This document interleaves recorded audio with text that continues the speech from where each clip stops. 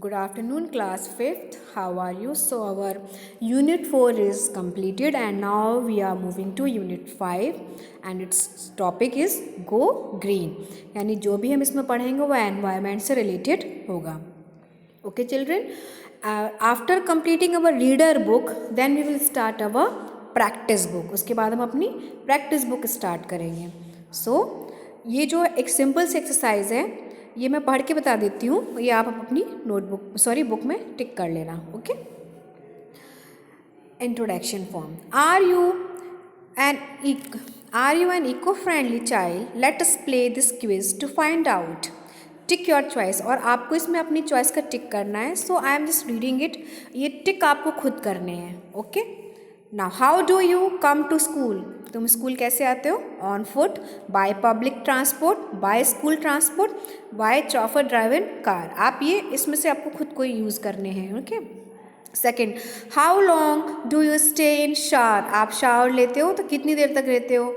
No shower, bucket bath, come out in less than 5 minutes, take about 10 minutes, don't time myself. Second one, do you turn off lights, TV and computer when you leave a room? Always, most of the time, sometimes, never bother. When you go for shopping, what do you do? Carry your own jute or cloth bag? Ask for a biodegradable bag? Ask for a paper bag instead of insist on a plastic bag. जब आप जाते हो तो किस तरह के bag लेकर जाते हैं? ये जो टिक करने हैं आपको खुद को करने हैं कि आप क्या करते हो इस जब ये सिचुएशन होती है तो आप क्या करते हो सिचुएशन में. Okay. Fifth, what do you do with your used things? जो आपकी यूज्ड थिंग्स होती हैं उनको आप क्या करते हो? Give them for recycling, give them to needy people, exchange them for some articles, throw them away. इनमें से आपको जो आप करते हो वो ऑप्शन आपको चूज़ करना है. ओके.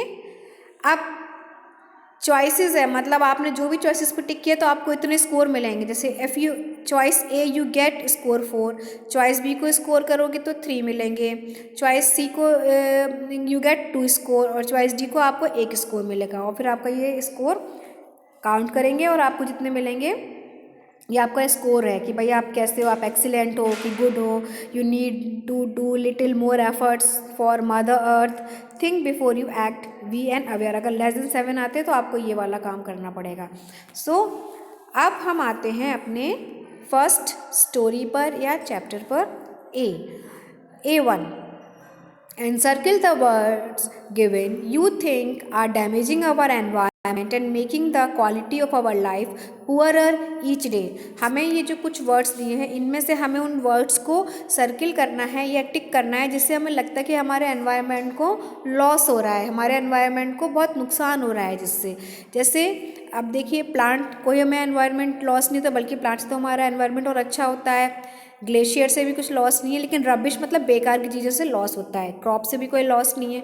टॉक्सिक वेस्ट जब गंदगी होती है टॉक्सिक वेस्ट से भी लॉस होता है. एनिमल्स कुछ लॉस नहीं करते हैं, क्लाउड्स कोई लॉस नहीं करते हैं. रिसाइकलिंग प्लांट्स ये भी हमारे लिए बेनिफिशियल है. अब प्लास्टिक हाँ बहुत हमारी अर्थ को बहुत नुकसान करता है. व्हीकुलर इमिशंस ये जो धुआं निकलता है ये बहुत नुकसान करते हैं. इलेक्ट्रिक गैजेट्स यस ये भी हार्म करते हैं हमारे एनवायरनमेंट को. डिप्लीटिंग फॉरेस्ट, डिप्लीटिंग मतलब फॉरेस्ट को मतलब ख़राब करना, ख़त्म करना, फॉरेस्ट को काटना. तो डिप्लीटिंग फॉरेस्ट यस ये भी बहुत हार्मफुल है हमारे एनवायरनमेंट के लिए. अब हम ये A2 में स्टोरी पढ़ेंगे. Now here is a sweet little penguin called Pingo telling you how misdeeds of man are affecting every living being on earth. अभी आपको एक स्टोरी बता रही है. पिंगो अपनी आप बीती बता रही है कैसे ह्यूमन बींग्स की वजह से सभी जो लिविंग बींग्स कैसे इफेक्ट हो रहे हैं ऑन अर्थ. तो टाइटल क्या है हमारी स्टोरी का? It's getting hotter. It's getting hotter. Now I am going to read it, so listen it carefully. What happens when you go into a greenhouse on a sunny day? It's hot, isn't it? That's because the glass in the greenhouse traps the heat from the sun. इसमें क्या होता है जब आप green house में जाते हो तो वहाँ पे एकदम गर्मी लगती है ना. क्यों लगती है गर्मी? क्योंकि जो जो सनलाइट को ट्रैप का मतलब होता है पकड़ना, लेना, है ना, ट्रैप करता है, ग्रैप्स करता है जो ग्रीन हाउस होता है, इसलिए वहाँ पर ज़्यादा गर्मी होती, trap the heat from the sun. This gas, carbon dioxide, does the same in the Earth's atmosphere. This gas यानी कार्बन डाइऑक्साइड सेम यही प्रोसेस हमारे अर्थ पर भी करती है. It acts like a glass in a greenhouse, doing the same as my feather do when I am swimming in a very cold sea. तो यही जो काम है, it acts like a जो कार्बन डाइऑक्साइड क्या act like a glass in a green house. जो glass में green house जो ग्लास है ना ग्रीन हाउस का, वो किसके जैसा है, कार्बन डाइऑक्साइड जैसा.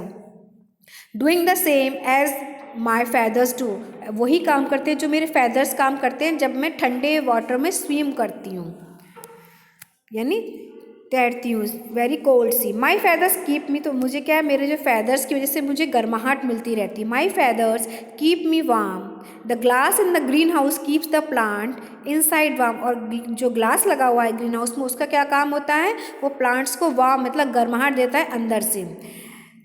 And the carbon dioxide keeps the planet warm. और जो कार्बन डाइऑक्साइड वो हमारे प्लैनेट, हमारे अर्थ प्लैनेट को क्या रखता है, गर्म, उसका टेम्परेचर रेज करता रहता है.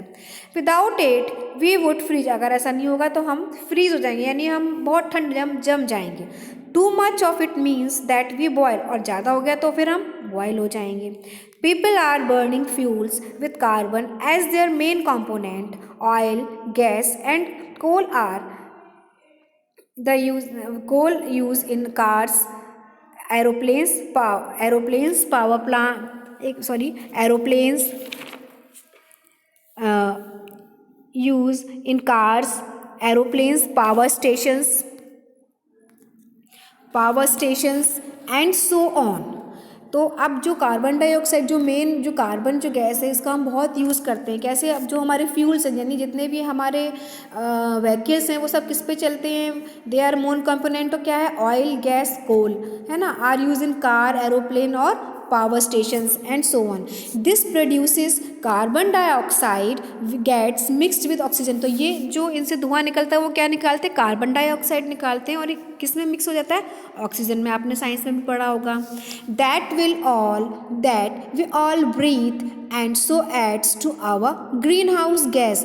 और जो कि हम वही मिक्स जो ऑक्सीजन होती है जिसमें कार्बन, अब क्या हो गया, कार्बन डाइऑक्साइड की मात्रा ज़्यादा हो गई और ऑक्सीजन के लेवल थोड़ा सा कम हो जाता है, तो वही हम ब्रीथ करते हैं, वही हम इनहेल करते हैं, अपने अंदर लेते हैं.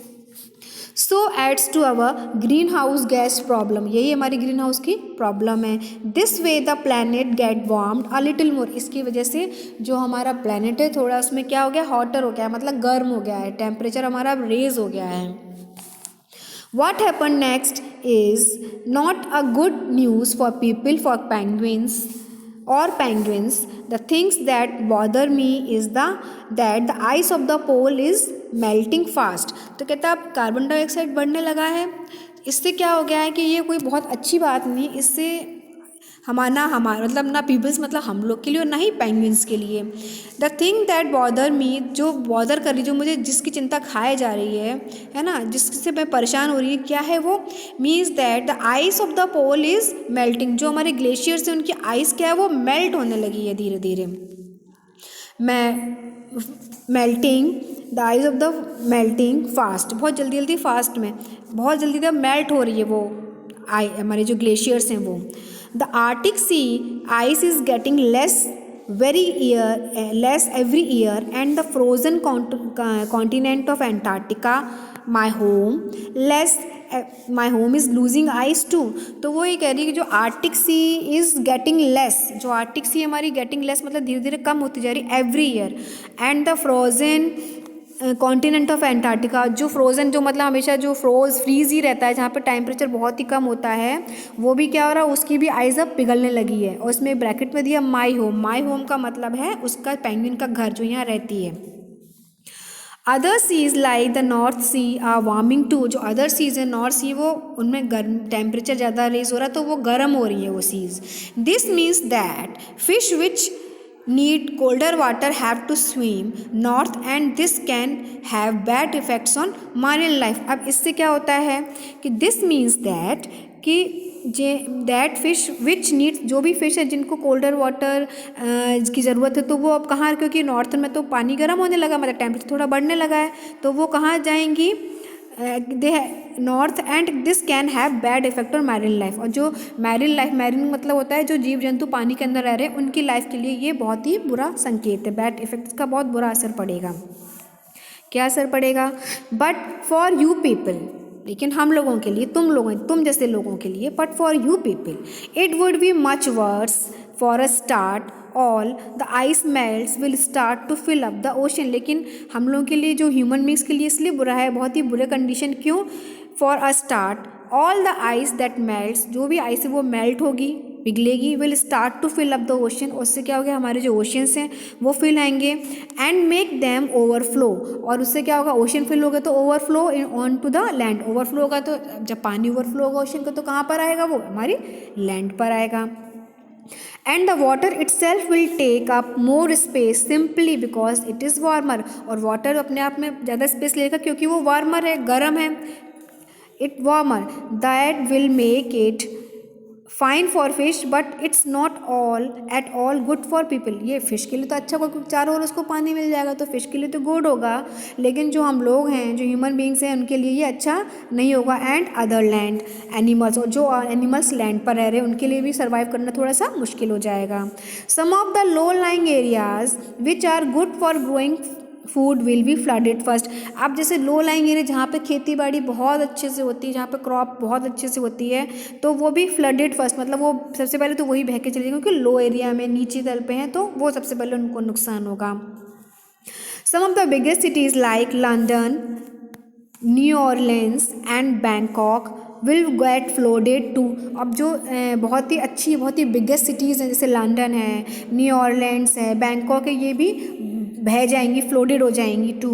पीपल विल गो हंग्री, और अब देखो जब बाढ़ आएगी, जब बाढ़ आती है तब जो भी हमारा खेती बाड़ी वाला एरिया सारा बह जाता है, सब कुछ बह गया, तो फिर क्या हो गया, भूखमरी आ जाएगी, भूख तो लगेगी ना। अब कुछ हम है ही नहीं कुछ ग्रो करने के लिए, कहाँ ग्रो करें, हर जगह पानी पानी पानी पानी दिखेगा हमको। The really sad thing will be that the poor people will suffer the most. सबसे ख़राब क्या होगा, जो पुअर पीपल हैं वो बहुत ज़्यादा सफ़र करेंगे, क्योंकि उनके पास पैसे भी स्टॉक नहीं था, और जो थोड़ा बहुत था वो सब चला गया, वो कहाँ से चीज़ों को अरेंज करेंगे, खाने पीने की व्यवस्था कहाँ से करेंगे। That's really unfair because it is the people in rich countries who have been the cause of almost all global warming। तो पेंगुइन कहती है ऐसा अनफेयर इसलिए हो रहा है कि जो रिच पीपल हैं उनकी वजह से ही ग्लोबल वार्मिंग बहुत ज़्यादा हो रही है। But the impact will be felt by the poor, और जो इम्पैक्ट मतलब असर किसके ऊपर आ रहा है, पुअर पीपल के ऊपर असर आ रहा है। Next page.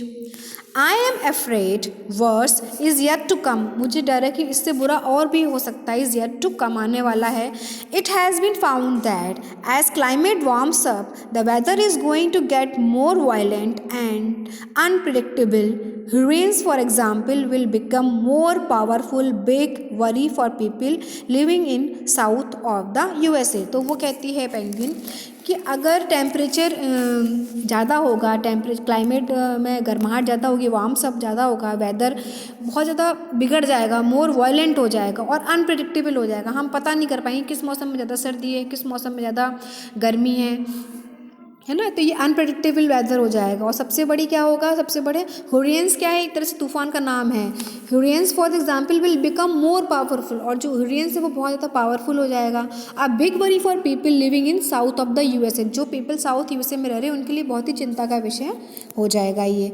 And in the tropical Pacific और Indian ocean are like Philippine island and Bangladesh, deserts are increasing and places like the great plains of America will get drier।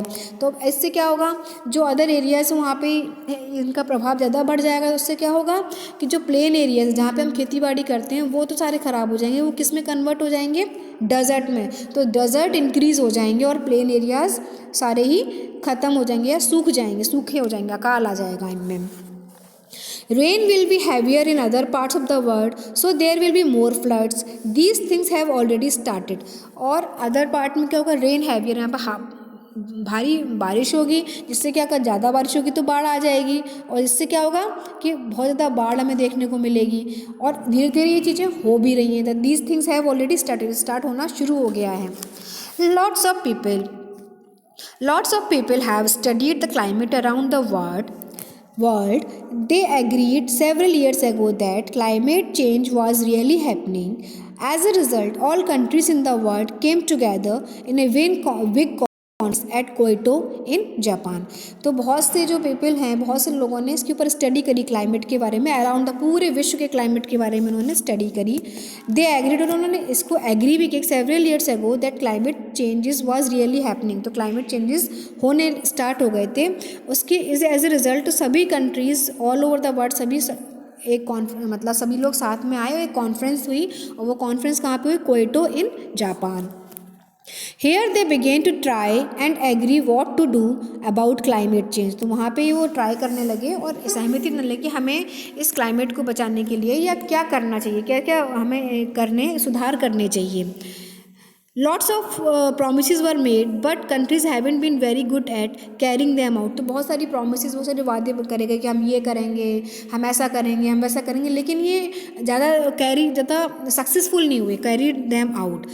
Since then the evidence of change has become stronger and stronger। क्योंकि हमने शुरू में ध्यान नहीं दिया, तो अब क्या है, जो एविडेंसेस क्या हो गया, अब स्ट्रॉन्गर, अब इनका जो इन्फ्लुएंस है बहुत ज़्यादा स्ट्रॉन्गर हो गया, स्ट्रॉन्गर एंड स्ट्रॉन्गर।